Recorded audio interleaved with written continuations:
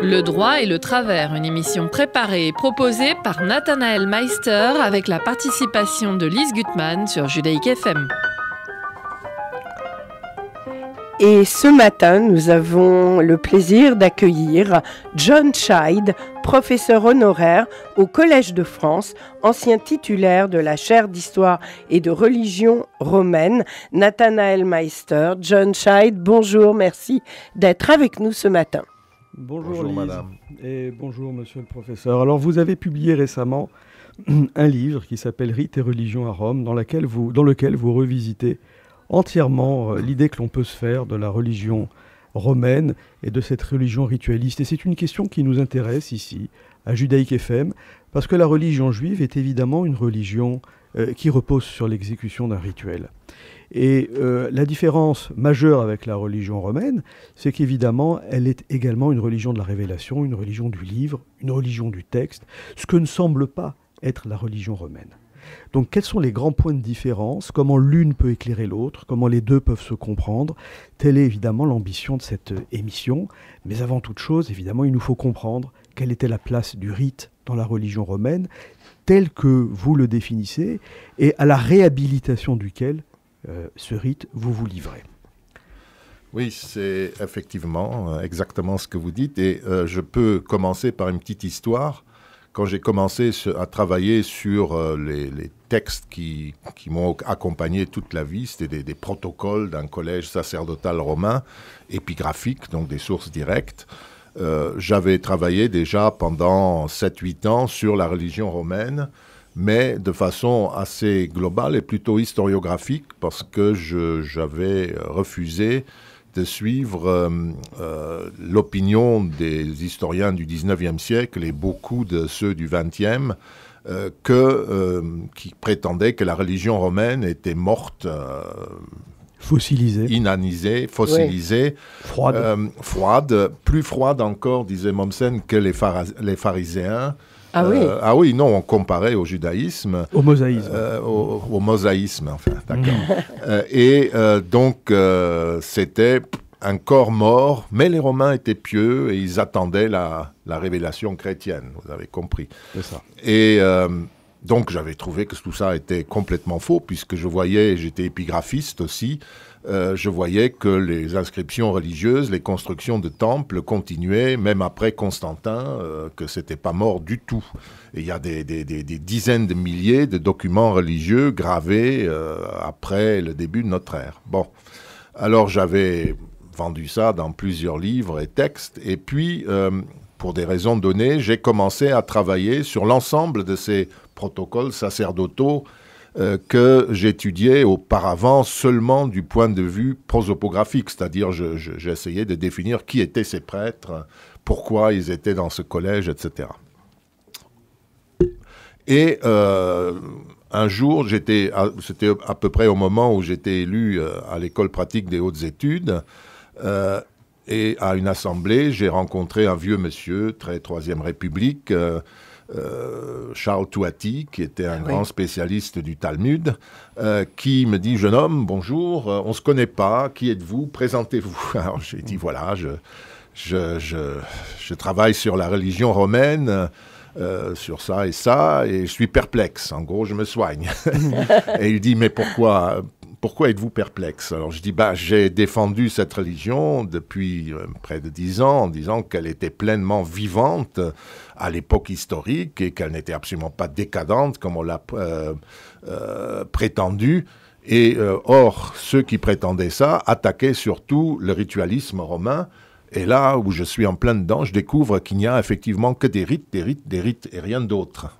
Et il m'a regardé, m'a dit « Et ça vous étonne ?» Et je dis « Oui, un peu. » Il dit « Mais c'est que votre point de vue est complètement faux. Regardez le judaïsme, même si c'est une religion révélée, enfin ce que vous avez dit, l'obligation rituelle est la seule chose qui revient à l'esprit humain, qui concerne l'homme. Le reste, la métaphysique, c'est pas au niveau de son cerveau. Lisez Maïmonide, jeune homme, il me disait. Alors j'ai suivi, et j'ai compris. Et encore cet été, j'ai lu la biographie de Cardozo, le médecin Maran, qui a fait beaucoup de textes autobiographiques, des lettres aussi. Et c'est Yerushalmi qui a fait un livre sur ça que j'ai trouvé dans la bibliothèque de mon beau-père. Et donc, j'ai lu ça. Et je retrouve la même chose, des rites, des rites, des rites. Et là, j'ai compris. Et j'ai repris le tout. Et depuis Platon, c'est exactement ce que disaient les anciens. Que les dieux, Socrate dit quelque part, les dieux, tout ce que nous savons d'eux, c'est les noms que nous leur avons donnés. Le reste, c'est pas à la portée de l'esprit humain. Et en gros, c'est les rites, notre affaire. Et c'est exactement ce que m'avait dit M. Touati. Alors, il est vrai que le rite souffre d'une mauvaise réputation, certainement que lui ont fait les chrétiens. Les luthériens. Les luthériens. C'est la réforme. L'idée étant que le croyant qui exécute un rite le fait finalement sans implication subjective et en pensant à autre chose. Et lorsqu'il a terminé son rite, il peut aller vaquer à ses occupations, à ses affaires, et il n'est habité finalement par aucune éthique. Alors est-ce vrai ? Est-ce si simple ? Et qu'est-ce qu'un rite ? À quoi ça ressemble ? Et quelle est l'implication du croyant dans son rite, dans l'exécution du rite ? D'une part, ce n'est pas aussi simple que cela, puisque la religion romaine, le principe religieux, était toujours confiné dans un contexte donné. Oui. Il y a le culte de l'État, il y a le culte domestique dans chaque famille, les associations de droit privé. Donc, vous aviez toute la journée, vous étiez dans un de ces contextes, et régulièrement, il y avait des questions rituelles. Parce que le fondement de tout cela, il n'y a pas de révélation, effectivement. On ne sait pas d'où ils viennent. Non, le début du monde à Rome, c'est la fondation de Rome. Oui, c'est ça. L'État romain. Et l'État romain, ensuite, invite progressivement des dieux. Comme c'est un polythéisme, il y a en permanence d'autres dieux qui entrent, etc. Qui sont des puissances invitées et citoyennes. Qui sont invités pour un projet commun sur Terre, et je les ai appelés quelque part les dieux citoyens. C'est des citoyens éminemment supérieurs, mais ils sont invités pour être membres de la communauté, parce qu'ils sont réputés aimer cela. Et participer à l'organisation de la cité. Et ils participent ensuite à la gestion du monde. Et par exemple, un consul...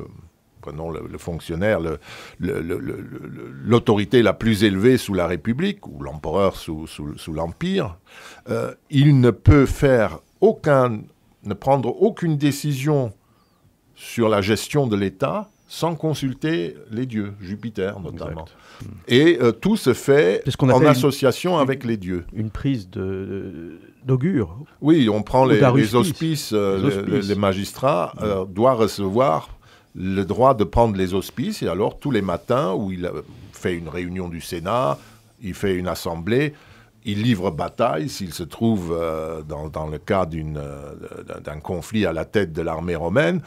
Il faut qu'il consulte au lever du jour la divinité si elle est d'accord. Alors qu'est-ce que vous appelez pour nos auditeurs les auspices ? Alors les auspices, c'est des rites assez très compliqués finalement, que nous connaissons mal, parce que les rites en général, quand on n'a pas des documents, on est désarmé. C'est pour ça qu'on a pu dire autant d'âneries sur les rites. Pardon. Les auspices, le terme auspicium vient de avispicium, observation des volatiles, disons. Et très longtemps, au début de l'histoire romaine, jusque vers le IIe siècle avant notre ère, on observait le vol des oiseaux. Oui. Dans des espaces spéciaux aménagés par des prêtres qui étaient des augures, qui libéraient cet espace de toute influence humaine ou divine qui gênerait.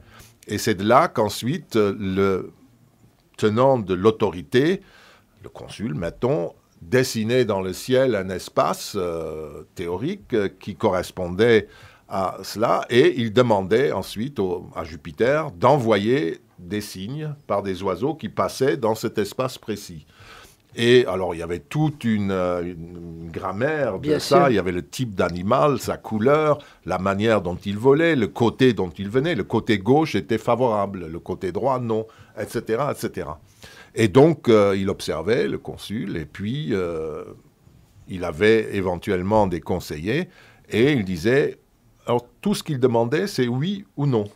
Parce que les dieux étaient comme les citoyens romains, des participants essentiels, mais ils ne faisaient dire que oui ou non. Les Romains, il y avait des meetings mais c'était informel. Mais les votes, par exemple, c'est toujours oui ou non. On ne discute pas les lois proposées par les consuls, etc. Et Jupiter aussi, il dit oui ou non. Bien sûr, il peut se fâcher. S'il dit non et qu'on fait quand même, ça peut aller mal. Et, la foudre peut tomber. La poudre peut tomber. Et comme on est en République, depuis que les Romains ont chassé les rois ou les tyrans, il faut toujours 2 personnes à la tête de toute communauté. Et donc, il y a toujours 2 consuls, par exemple. Et l'autre consul, parce qu'ils ne sont pas en exercice en même temps, pour pas qu'il y ait de contradiction d'autorité, l'autre est passif, mais il observe ce que fait le collègue.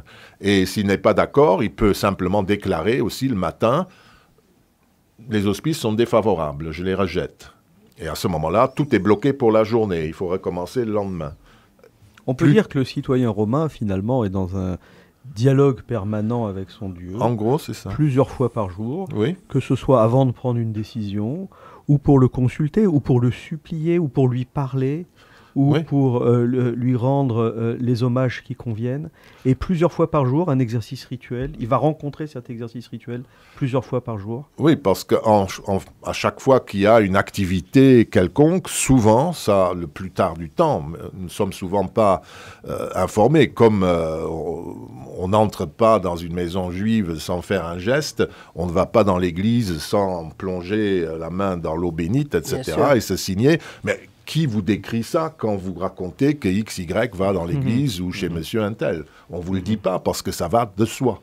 Et aussi chez les Romains, on ne dit souvent pas ce qu'ils font, mais souvent ils commencent par un sacrifice anodin, il y a un foyer quelque part, d'encens et de vin dans la flamme. L'encens et le vin, c'est une sorte de credo rituel, parce que le vin pur est un breuvage, comme disait Dumézil, de souveraineté. Réservé aux dieux. Réservé aux dieux. Les hommes boivent du vin mêlé. Sauf les Gaulois qui, paraît-il, étaient déjà des ivrognes invétérés à l'époque et des têtes fortes. Ils buvaient comme les dieux du vin pur. Mais ça, c'est du vin pur, qui était une piquette affreuse. Mais enfin, c'est comme ça. L'encens, c'est l'aliment, c'est un aliment, un fruit, si vous voulez, préféré des dieux.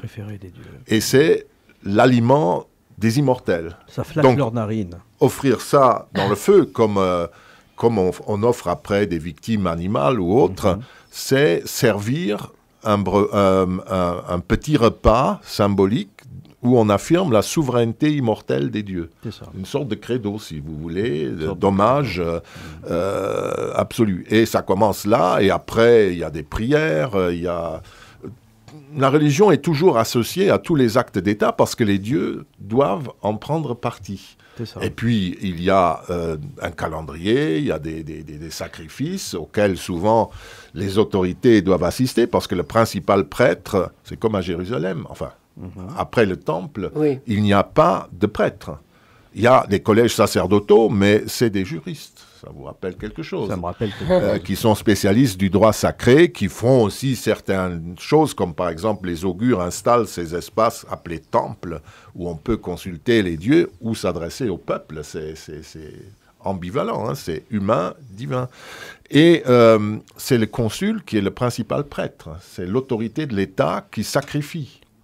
Est-ce que c'est parce que c'est une religion d'État? C'est une religion d'État. Oui. C'est-à-dire le droit sacré fait partie du droit public et un consul, un magistrat romain, ne peut pas gouverner sans la religion. Exact. Et c'est pour ça que l'acte de Constantin a scandalisé tellement les Romains. Parce que... Rappelons que l'acte de Constantin, c'est la conversion au christianisme en 332 de l'empereur, installé d'ailleurs à Constantinople. Oui, oui, à ce moment-là. Mais déjà en 312, à la bataille du fort du pont Milvius, où il avait choisi de façon très traditionnelle un dieu de guerre. En général, on choisissait dans le panel des divinités, Apollon, Jupiter, tout ce qu'on voulait, et on faisait un vœu avant les engagements décisifs ou importants. On disait, si tu fais ça, je t'offre un temple, un hôtel, ou une grande fête, des jeux, tout ce qu'on veut. Et lui, il a choisi un nouveau dieu, Et quand il est entré dans Rome, après le pont Milvius, c'est à 3 km de Rome, hein,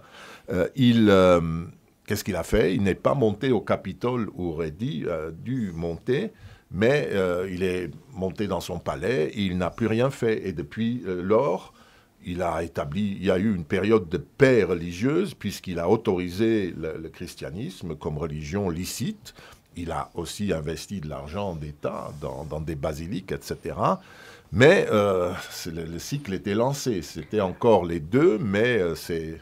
Alors, finalement, on peut dire que l'espace rituel, qui était un espace à la fois géographique, mental, de temps, de calendrier, oui. C'est un espace qui établit à la fois une collaboration avec les dieux et une hiérarchie dans la cité entre les dieux, les hommes et les animaux. C'est l'une des thèses de votre ouvrage. Oui. Et d'ailleurs, on continuera à en parler dans une prochaine émission. Et je rappelle que M. John Child a écrit « Rites et religions à Rome », paru chez CNRS Éditions. On se retrouve pour une prochaine émission. Merci à tous les deux. Le droit et le travers, une émission préparée et proposée par Nathanaël Meister avec la participation de Lise Gutmann sur Judaïque FM.